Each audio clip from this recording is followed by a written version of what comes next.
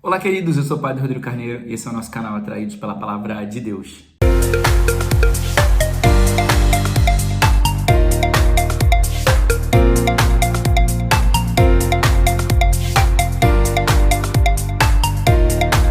Bem, então seja muito bem-vindo, você que é um atraído pela Palavra de Deus, você que está caminhando com a gente, participando do nosso canal e experimentando daquilo que a Palavra de Deus tem para cada um de nós. Bem, nessa quarta-feira, né? 4 e quarta-feira, né? Interessante. Só na minha cabeça. Então, nesse dia, a gente continua na leitura do livro de Samuel e aí a gente vai ver um deslize de Davi, né? É interessante que ao longo da história do livro de Samuel, nós vamos vendo Davi como aquele que faz coisas maravilhosas, aquele homem cheio de Deus, ungido, com o coração temente a Deus, mas que todo tempo também tem as suas escorregadas, que a todo tempo também tem as suas quedas, as suas inclinações. Ele vai acordar um dia, vai chamar o general do exército e vai falar, ó, conta quantas pessoas tem a população. Só que o Senhor já havia condenado isso, não queria que se fizesse esse tipo de coisa. Então, Davi, quando chega a resposta, imediatamente ele percebe o que ele fez, reconhece o seu pecado diante de Deus e pede ao Senhor para que tenha misericórdia dele. Ele vai dizer, né? Pequei gravemente por agir assim. Senhor, perdoa a minha falta, a falta do seu servidor, e porque eu me comportei como ignorante. Então ele imediatamente reconhece. Eu me comportei como ignorante. Senhor, eu me arrependo.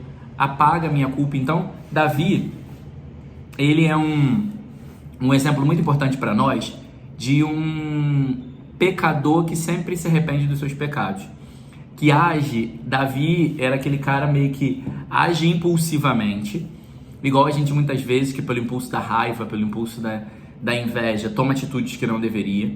Davi era aquele pecador impulsivo, né? Ele tinha os impulsos dele, mas ele rapidamente não, talvez não tão rapidamente, mas Davi tinha a capacidade de reconhecer os pecados que ele tinha cometido e arrepender-se. Isso é uma grande virtude de Davi. Reconhecer os pecados que havia cometido e arrepender-se. Voltar para Deus. Muitas vezes a gente, quando reconhece um pecado, ou pessoas quando reconhecem um pecado, elas têm vergonha de Deus. Não se aproximam, não se acercam, vamos dizer assim, né? Não vão ao encontro de Deus.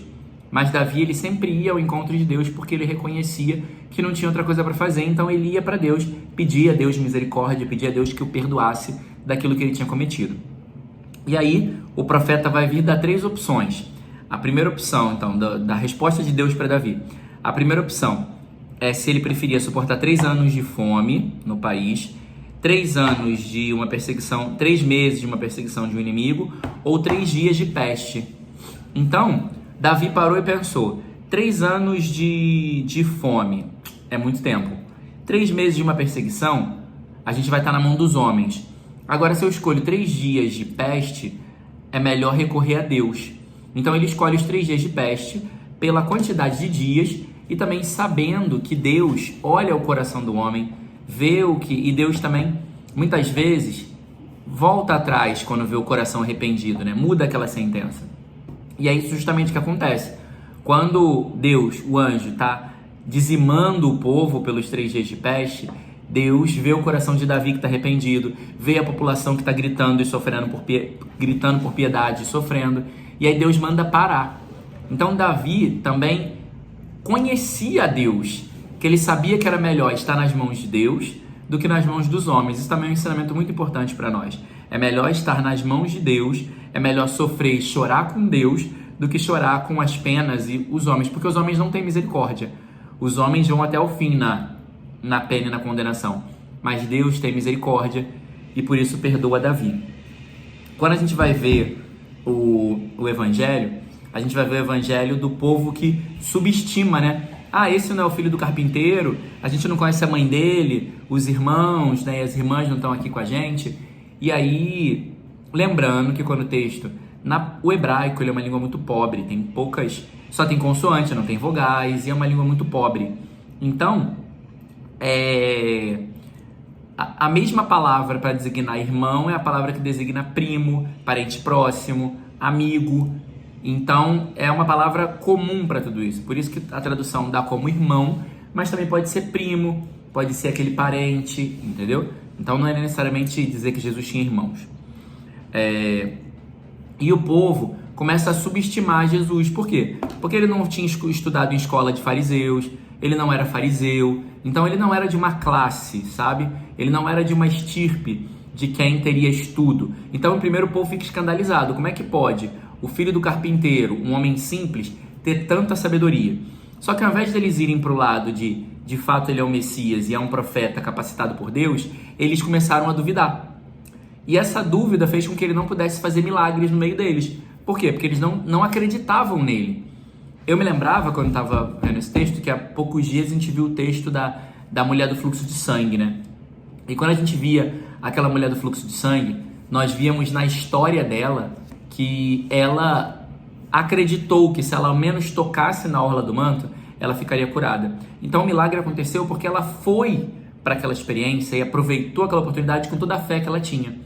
E o povo aqui não estava olhando para Jesus com fé, não estava dando crédito a ele. Então, por isso também, ele não pôde fazer nenhum milagre ali, porque as pessoas não acreditavam e não tinham fé. Então, um pressuposto importante para o milagre acontecer, para a graça ser liberada na minha vida, é a fé. É a fé com a qual eu me aproximo de Jesus. É a fé que eu manifesto quando eu estou indo ao encontro dele. Então, isso é muito importante para nós. Então, peçamos ao Senhor também nesse dia que aumente em nós e nos dê a graça do dom da fé. Nós te pedimos, Senhor, que essa experiência da fé, do acreditar sem ver, do confiar naquilo que não há resposta concreta, que diante das desconfianças, Senhor, a nossa esperança esteja firmada em Ti. Que a nossa fé, Senhor, depositada em Ti, nos ajude a caminhar. Queremos, Senhor, firmes em Ti, desenvolver e realizar tudo aquilo que podemos realizar e que seja necessário.